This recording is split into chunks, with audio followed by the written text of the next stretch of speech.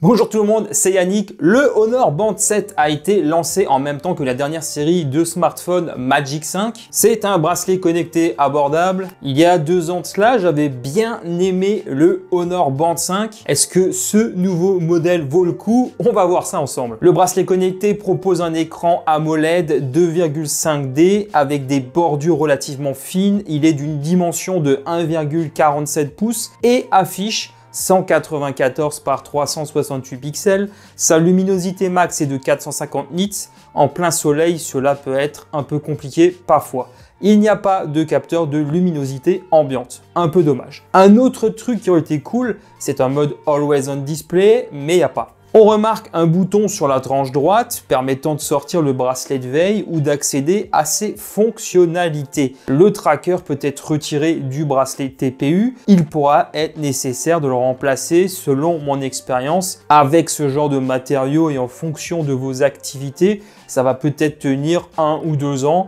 On peut aussi constater un relâchement du système de fermeture qui a tendance à s'user si on le retire fréquemment. Et il faut le retirer au moins pour le recharger. On retrouve l'emplacement magnétique au dos du tracker à proximité du capteur de fréquence cardiaque. Ce Honor Band 7 bénéficie d'une résistance à l'eau 5 ATM. L'interface n'a pas évolué, j'ai l'impression. Et en même temps, tout se ressemble un peu sur tous ces produits en général, j'ai l'impression. Vous allez avoir le choix d'appuyer sur le bouton pour sortir l'écran de veille ou alors même d'appuyer sur l'écran si vous le mettez dans les paramètres ou lorsque vous levez votre poignet. Au niveau de la navigation, ça reste fluide depuis l'accueil. On pourra accéder à des touches d'action rapides, comme faire sonner son smartphone si on l'a égaré à proximité et qu'il est toujours connecté en Bluetooth au bracelet. Il y a aussi un mode ne pas déranger. Ce Honor Band 7 ne peut que vibrer, il ne sonnera pas. On ne peut pas non plus décrocher en cas d'appel, juste raccrocher. On retrouve du grand classique suivi de la fréquence cardiaque régulière tout au long de la journée. La fréquence de cette mesure est paramétrable.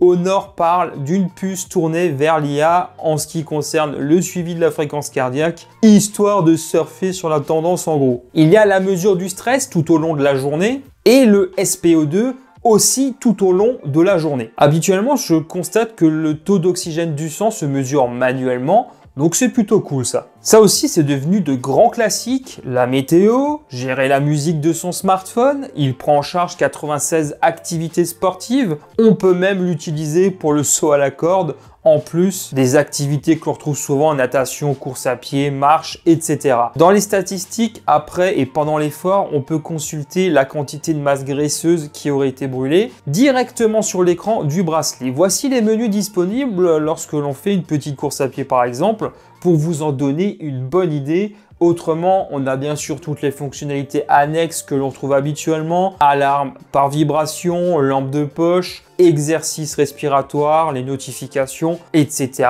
etc.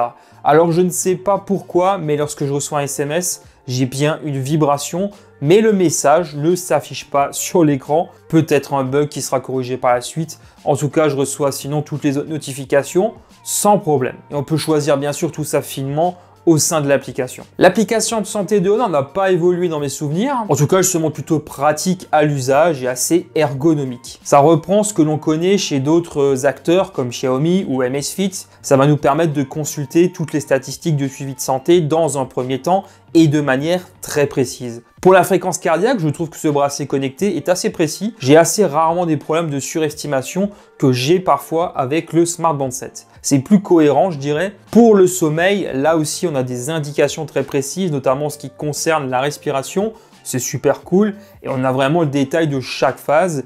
Et truc marrant, on peut mettre de la musique pour dormir avec la possibilité de modifier la durée, le temps de faire dodo quoi. Au niveau des pas, je ne constate pas de différence flagrante avec mon Smart Band 7 que j'ai porté en même temps. En ce qui concerne les exercices sportifs, là aussi on va retrouver pas mal de données. Pas de puce GPS sur le Band 7, il va utiliser celui du smartphone qu'il faudra garder sur soi lors des activités pour obtenir un tracé. Sinon, grand classique, on peut télécharger des dizaines de cadrans pour personnaliser l'écran. Dans exercice, il y a des vidéos pour suivre des cours d'aérobic ce genre de choses. J'y connais rien, mais il y a ces trucs-là qui sont proposés. Selon Honor, l'autonomie serait de 14 jours. C'est peut-être un petit peu optimiste. Je vais dire 10 à 12 jours maximum, ce qui est déjà pas si mal. Et je pense que si vous pratiquez beaucoup d'activités, plus que moi en tout cas, le bracelet connecté n'arrivera tout simplement pas à vous suivre aussi longtemps. C'est normal qu'il se fatigue un peu plus vite, je pense. Il faut 1h30 environ